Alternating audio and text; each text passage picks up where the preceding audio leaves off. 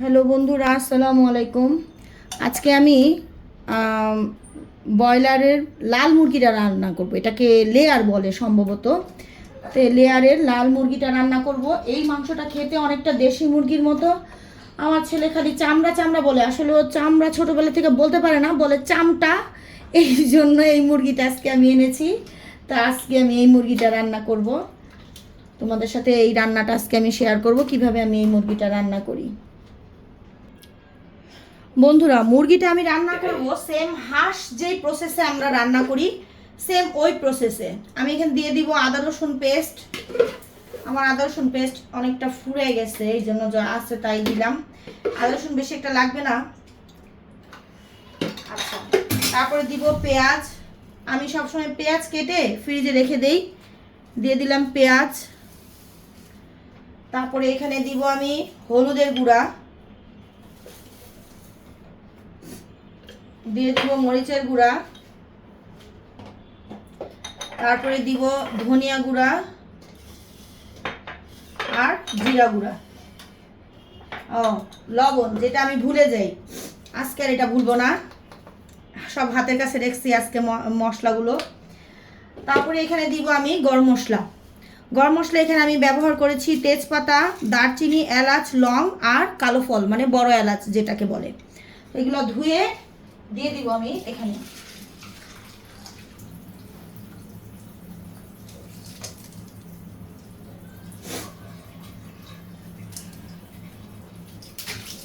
ভালো করে ধুয়ে নিয়েছি, মশলাগুলো দিয়ে দিয়েছি। এখন আমি খুব ভালো করে এটাকে হাতে বা খুরচুন দিয়ে মেখে নিব। হাত দিয়ে মাখবো না, আমার নখ কাটতে যে আঙুল অনেকটা কেটে গেছে, এই জন্য খুরচুন দিয়ে ভালো করে মেখে নিব। ও এখানে তেল ব্যবহার করব, তেল দিয়ে দিব, তেল পরিমাণ মতো যতটুকু আমার প্রয়োজন। যেহেতু এই মুরগির চামড়াতে হাঁসের চামড়ার মতন প্রচুর পরিমাণে তেল থাকে, তাই তেলটা একটু পরিমাণ বুঝেই দিতে হবে, যেন বেশি না হয়ে যায়। এখন আমি এটাকে খুব ভালো করে মেখে নিব। এখানে আমি আরও একটা জিনিস দিব, সেটা হচ্ছে কাঁচা জিরা, যেটা হাঁসের মাংস রান্না করার সময় বা মুরগি গোশত বা যে কোনো রান্না করার সময় উত্তরবঙ্গের মানুষরা ব্যবহার করে। এই কাঁচা জিরাটা কিন্তু ভালোই লাগে খেতে। আর জিরা তো এমনিতেই স্বাস্থ্যকর মশলা। আরেকটা মশলা দিব, সেইটা আমি নিজের হাতে তৈরি করব, এটা দেখাবো তোমাদেরকে। তো এই মশলাটা দিয়ে আমি মেখে রাখবো বেশ কিছুক্ষণ। এগুলো সব দিয়ে বেশ কিছুক্ষণ মেখে রাখার পরে আমি চুলা ধরিয়ে দেবো, ঠিক আছে? ধরিয়ে দিয়েছি।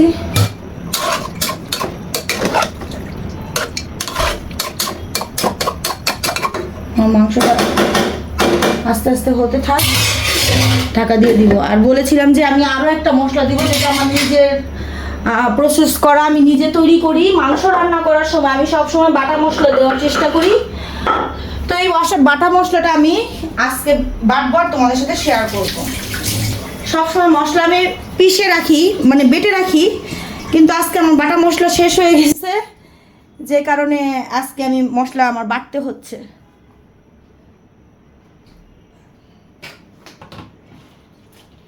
আচ্ছা, বাটা মশলা আমি কি কি ব্যবহার করি দেখো।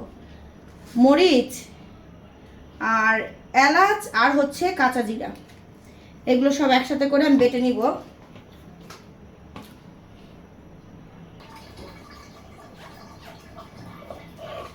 তো আমি সব সময় চেষ্টা করি মাংস রান্না করলে এরকম মশলা হাতে বেটে দিতে, তাহলে মাংসর অন্যরকম একটা স্বাদ, অন্যরকম একটা ফ্লেভার আসে। তোমরাও চেষ্টা করবা মশলা এরকম হাতে বেটে দিতে, এতে করে হাত জ্বলবে আমার, কিন্তু মাংসটা মজা হবে, অসাধারণ একটা টেস্ট আসবে মাংস থেকে।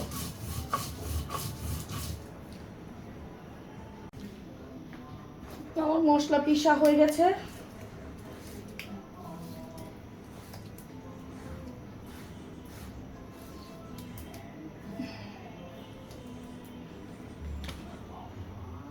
এখন আমি এটা মুরগির মাংসের সাথে অ্যাড করে দেব।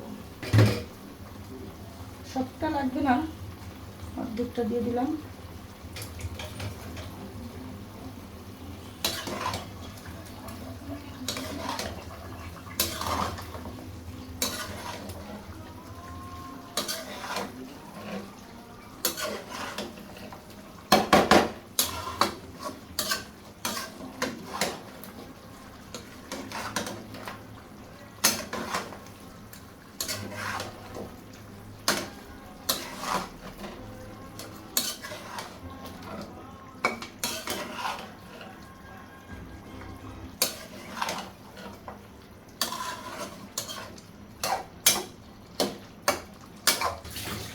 পানি অ্যাড করে আমি মাংসটা আবার ঢাকা দিয়ে দেবো।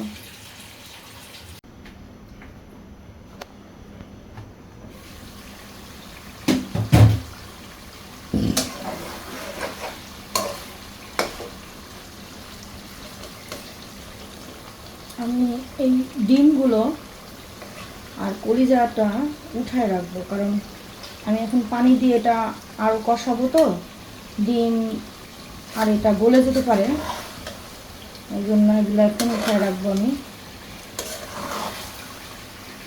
আমার অজু করেছো?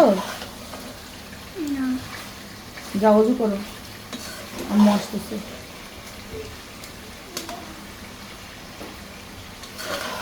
আমার বরের কিন্তু এগুলো অনেক পছন্দের, তো আজকে সে বাসায় নাই,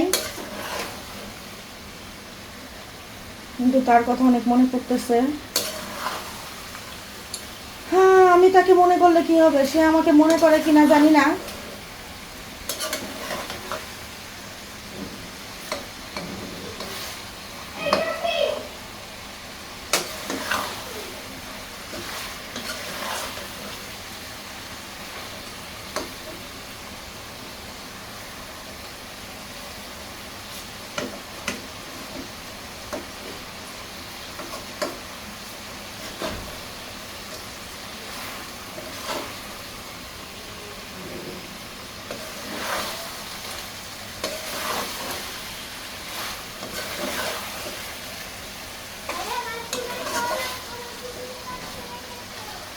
আমাদের মাংসটা যখন হয়ে যাবে তখন এর চেয়ে একটু বেশি ঝোল থাকবে, আর থাকবে না।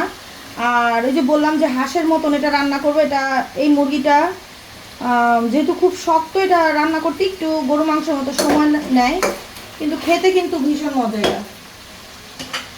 আমি এখন ঝোল দিয়ে দিব এটাতে।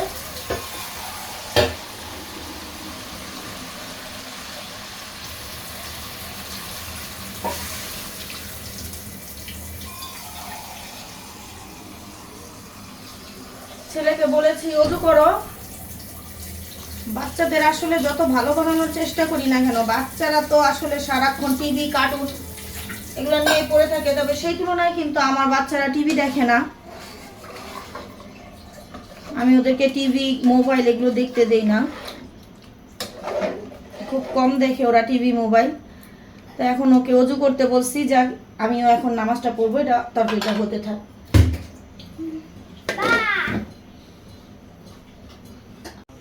বন্ধুরা, নামাজ শেষ করে এসে কিন্তু আমার তরকারি হয়ে গিয়েছিল, আর তখন আমি ডিম কলিজাগুলো দিয়ে দিয়েছি। এই আমার মাংস হয়ে গেছে, এটা আমার কালকের দুপুরে, মানে কালকে দুপুরে রাত্রে খাবো আমরা। একদম হাঁসের মাংসের মতন দেখাচ্ছে না, দেখো। তো এই ছিল আমার আজকের রান্না, আপাতত এখানেই রাখছি। আল্লাহ হাফেজ।